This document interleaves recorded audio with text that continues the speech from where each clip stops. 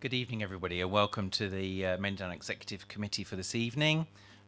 First things first, fire evacuation procedures for this evening's meeting. There are no fire alarms scheduled for this evening. Therefore, if the fire alarm sounds, please evacuate the building immediately. The fire exit is located at the rear of this room. Go downstairs and meet in the War Memorial Car Park. This meeting is being webcast. Please note that it's being webcast live on the internet and will also be published on YouTube after the meeting. And I would ask everybody to turn their mobile phones on to silent or to off. So first of all, apologies for absence.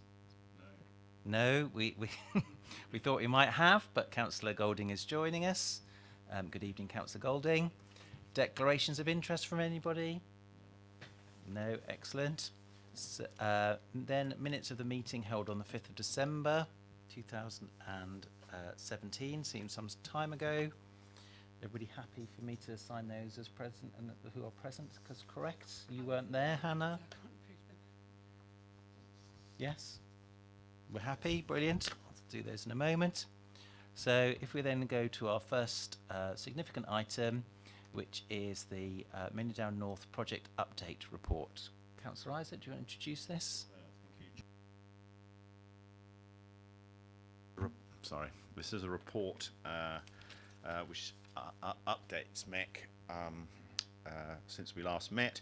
There's been a good deal of work done by the project team, and I would highlight the work that's been done with local communities and responding to their concerns, particularly in relation to some of the highway solutions, and we had 180 responses in relation to the Rookstown roundabout, and I think that as a result of that, some revised proposals have been put forward which have a good degree of support. There's been a number of meetings by officers with parish councils in and around Manydown. The report also covers the Manydown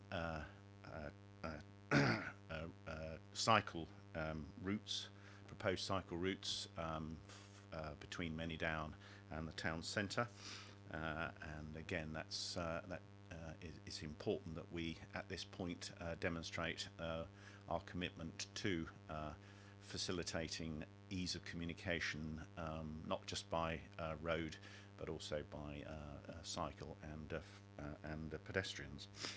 There is we've had a Manydown overview committee, and we heard from members of the public there who were concerned about the phasing of the primary and secondary schools and the impact that those might have on existing schools around Manydown, and also some of the transport implications. And looking to the project director, I hope that when the Manydown Overview Committee meets again, that there will be an opportunity given to Hampshire Education Authority to attend. Good, right, okay, good. And then most importantly, this report addresses where we are in relation to the all-important outline planning application. There's been some progress on that, which I will invite the project director to update us on, because that progress is post the publication of this report. And also some very positive news in relation to our ecology application, and I would also ask him to give MEC a brief report that is, in relation to where we're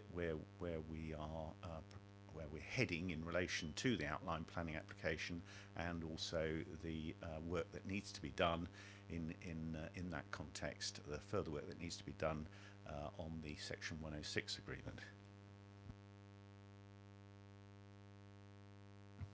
Thank you, Councillor Isaac. In terms of just taking members through the current key highlights, so in terms of the outline application, Significant work has been undertaken with the Highway Authority, in particular, to settle the highway issues that were raised in their letter back in February of this year. We've dealt with all the issues that were outstanding. There's still work to be done, but the issues have been satisfactorily dealt with by Highways. They are now being formally consulted through the updates that were issued on Thursday of last week. And the LPA is under a formal consultation. I think it's fair to say we issued 65 new or updated documents to the system. So the scale is not just a couple of documents. There was a significant scale of work done between February or the last submission and this submission. And it reflects not just the highway work, but also changes to national policy that we had to address around biodiversity and ecology. And looking in particular at the environmental statement that we issued to update that in accordance with both the ecology and the highway work. So significant work. I think, again, paying tribute to the work that we've had with Urban and Civic, our prospective partner, who brought alongside us ACOM to support the transport work and the due diligence in really examining all the junctions and making sure that they were in a fit state to be issued back to Hampshire Highways. So very positive. That consultation period that the LPA run will now conclude on and around, I think, the beginning of January. They will then determine from that the stakeholder responses and then the determination to issue a request to hold a development control committee. So our current sort of trajectory, subject to the output from the consultation period, is a development control committee somewhere towards the end of February. So that's the plan and what we're working through with the LPA at this point in time. Aligned to that and the work that we then still need to do to inform more detail around the planning application report is the Section 106. We're not aiming to conclude the Section 106 document in its entirety by the time of a DC committee. We are looking to have a completed heads of terms. We've already got a framework. We are fairly well advanced on quite a lot of the content. Highways is the one which is not advanced because we haven't been able to progress that until we completed the work we have just done on all the junctions and mitigation. So we now have an agreed programme with Highways during January to progress that work on the Section 106. So that is contained, but it is an extensive programme of work to be undertaken between January and the committee date and beyond in terms of settling the final Section 106. We will be taking back, again, a briefing to MOC in terms of the Section 106. So again, we've undertaken a briefing previously, but again, going back through, just highlighting back to the Manydown Review Committee what will be going through the Section 106 agreement. The next part in terms of the ecology application has been that was submitted and has been successfully granted a full permission. So that came out on last Friday, which was really good news. It means that we can advance and accelerate the ecology works. We've had good engagement from Natural England and our own internal ecology team to look at what is required. The tenders will be going out for the contractors tomorrow with a view to being on site in mid-February. We are looking, again, to give some sort of scale, that there will be a need to acquire somewhere in the region of around 24,000 trees and plants to go into that mitigation. Some of them obviously seedlings, but there is a significant quantum of ecology works that will be undertaken, and therefore, again, it's by no means a small piece of work for us to undertake and deliver. The other piece of work that has been ongoing is the cycle route, as Councillor Isaac referred to. So again, one of the issues that the Manydown application looked at was the crossing of the A340 on the Ringway West, which is a pedestrian cycle route which is of poor quality. We're working with Hampshire Highways and Atkins to look at the feasibility of both enhancing the cycle route, significantly enhancing the cycle route between Winklebury Way and the town centre, and replacing the bridge crossing because it's an unsafe bridge crossing. So again, that work, which is the feasibility work, is due to complete around about the end of February. And a report will then come back to the Manydown Executive Committee for consideration. I think the last bit, again, is just to draw members' attention to the work around consultation. Again, Councillor Rice referred to that. There is a report attached relating to the work we did with young people. I think that's been really helpful. We would like to tie in some of that work with the ecology, the promotion of the ecology on-site promotion once we've got the contractor appointed and we can get on site. So again, young people being involved in the ecology works very much links to the work the council is doing around climate change. So again, it's important people recognise that the benefits of bringing this forward early, and the recognition that the council's taken the initiative to deliver it now rather than waiting for the main application to go through. Take any questions. Right. Well, thank you, Andrew, and I would like to thank you and your team for the tremendous volume of work that you've been engaged in recent months. We as an administration have an absolute priority to deliver new homes on Manydown, and I'm clear that we've made some good progress. I'm delighted, relieved that the planning application has been resubmitted for consultation. But as you know, my objective is to get that application in front of the Development Control Committee as soon as possible, so that we can get to a point of giving ourselves a planning permission, or should I say that the local planning authority is able to grant us a planning permission. Thank you very much, Councillor Isaac. So the recommendation that we have in front of us is that we note the progress made on the Manydown project, and that we note the comments of the Manydown Overview Committee. Are we happy to do that, colleagues? We are. Thank you very much. So then moving on to the next agenda item, which is get the right page. So the Manydown Delivery Vehicle Report, Governance and Procurement. Again, Councillor Isaac. Thank you, Chairman.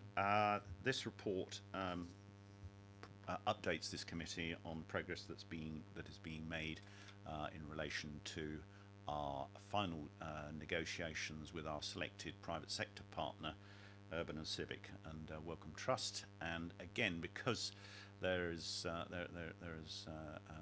been discussions ongoing that go beyond the date of publication of this report, it would probably be useful if I invited Andrew to give us an update in a minute or two.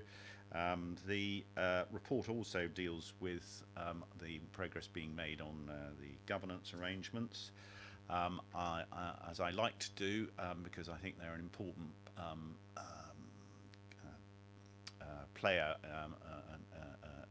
with us in this whole process. The Manydown Overview Committee asked that we consider measures to promote carbon positive development and also biodiversity gains and usable open space, and we will be presenting our ideas for those at the next Manydown Overview Committee meeting.